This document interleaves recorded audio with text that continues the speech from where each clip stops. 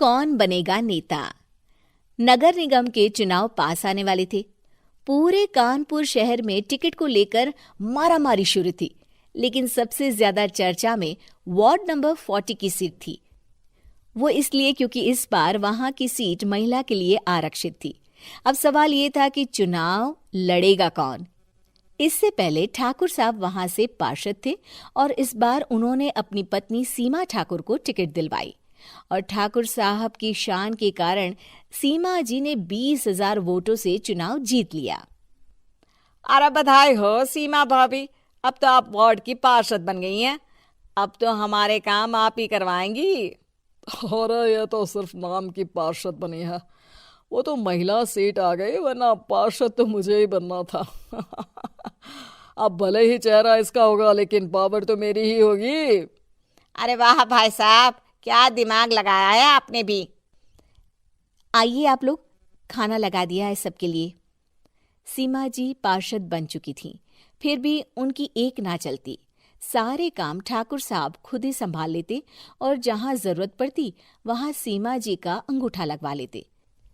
सीमा जी ज्यादा पढ़ी लिखी भी नहीं थी। एक दिन ठाकुर साहब और सीमा एक प्रोग्राम में जाते हैं।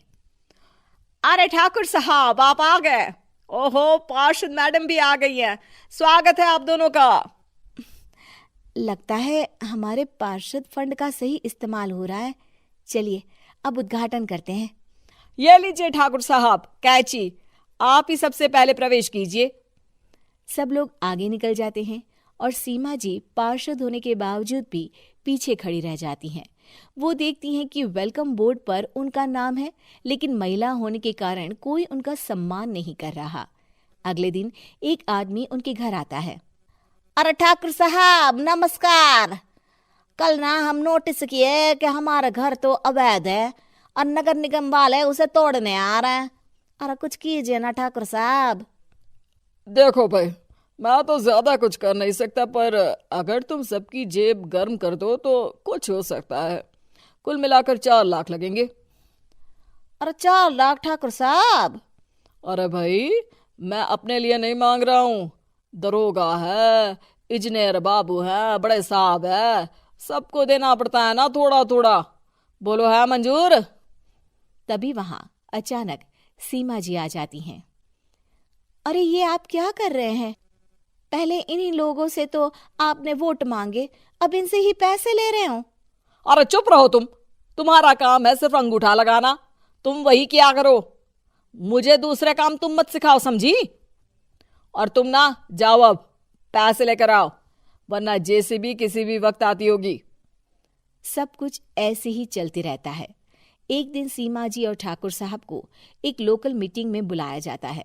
वहां पर कई और अधिकारी लोग भी मौजूद रहते हैं। अब मैं चाहूंगा कि ठाकुर साहब हमारे बीच 2 शब्द कहें। मेरे प्यारे भाइयों और बहनों, आज मेरा सौभाग्य है कि मैं आप सबकी सेवा दिन रात कर पा रहा हूं। आपने मेरी पत्नी को भारी मतों से जिताया है, इसलिए मैं आप सभी का शुक्रगुजार हूं। मैं आप सबसे वादा करता हूं कि हमेशा की तरह हमारे वार्ड में किसी को कोई तकलीफ नहीं आने दूंगा। सभी लोग तालियां बजाने लगते हैं।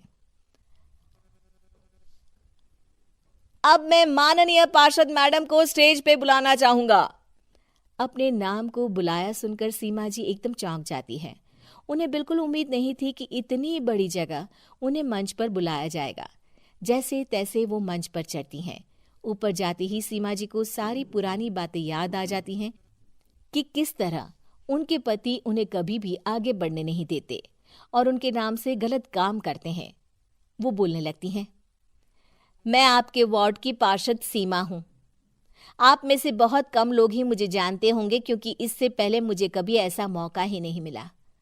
सारे मौके मेरे पार्षद पति यानी आपके ठाकुर साहब ही लेते रहे, लेकिन आज ये मौका मुझे मिला है तो मैं इसे ऐसे ही नहीं जाने दूंगी। मैं आपको ये बताना चाहती हूँ कि आपके ठाकुर साहब मेरे नाम की आड़ में गैर कानूनी काम करते हैं, जिस पर अंगूठों के निशान मेरे होते थे। इसीलिए मैं अपनी गलती मानती हूँ और आज अपने पद से इस्तीफा देती हूँ, ताकि आगे से कोई गलत काम ना हो पाए। अब फैसला आप सबके हाथ में है कि आप हमें क्या सजा देना चाहते हैं। सीमा जी की बातें सुनकर ठाकुर साहब के चेहरे का रंग उड़ जाता है और वो शर्म से मुंह नीचा करके वहां से चले जाते हैं और पद से इस्तीफा देकर ही सही सीमा जी अपने आप में आत्मविश्वास महसूस करती हैं।